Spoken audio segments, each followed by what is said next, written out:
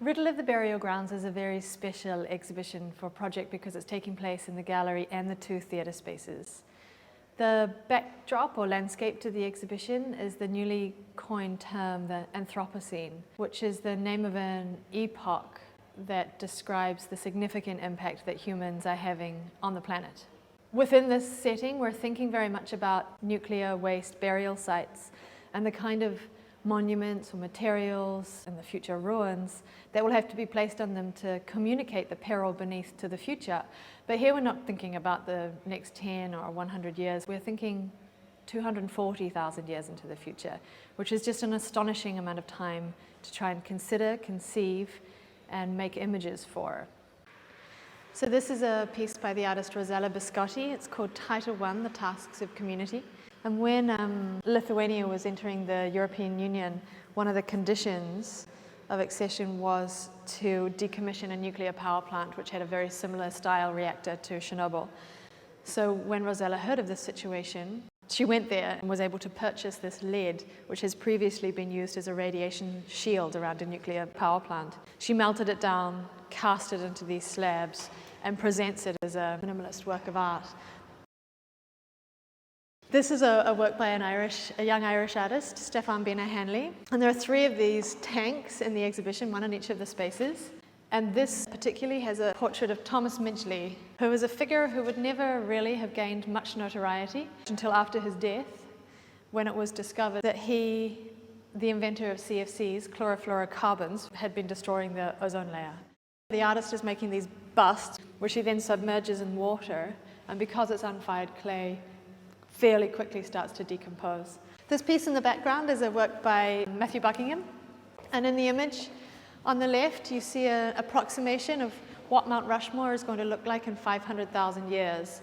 And to the right you have a timeline of events which really bring to attention the very controversial political, cultural, tribal, and in fact geological history of that land. But at the same time it is also all dwarfed into something like insignificance when set against the idea that these carved mountains are going to outlast all of us.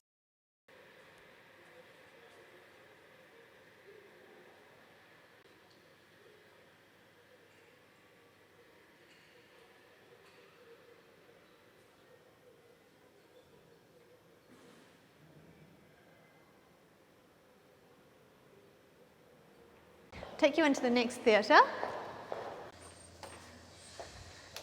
So we're coming into a work of Mikhail Karakis and Uriel Orlo, in which they invited an ex-miners choir to think about the sounds of their life, their work in the mines.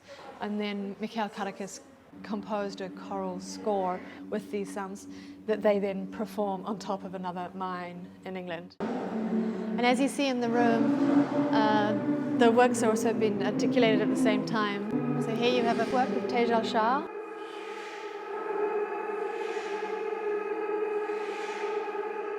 And this is one of 2 pieces by Lara Almasegui in the exhibition.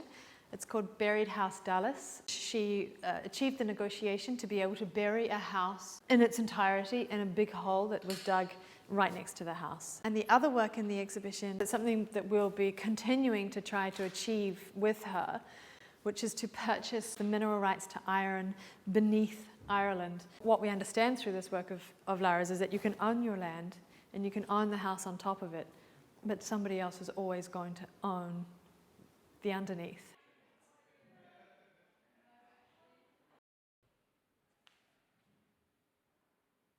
And now I'll take you upstairs to the big theatre.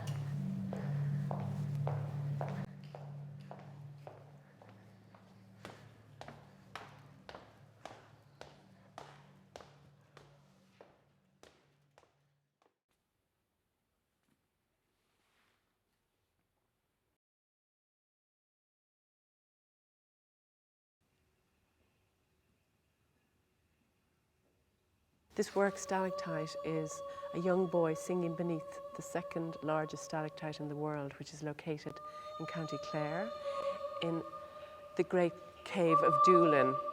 And the boy's voice is just about to break, and he's singing with no words these high notes of music.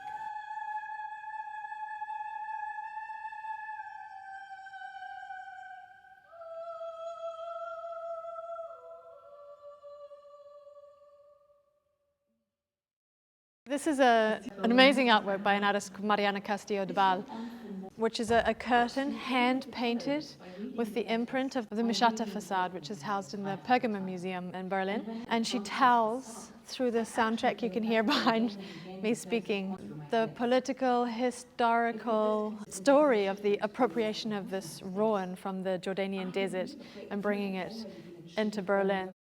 This is a work by the Australian artist Nicholas Mangan, in which he has taken a piece of zircon, crushed it, and let it flow through the air, captured on 2,500 frame per second camera. And by doing this, he's making an image of the cosmos out of the oldest mineral we have of the planet.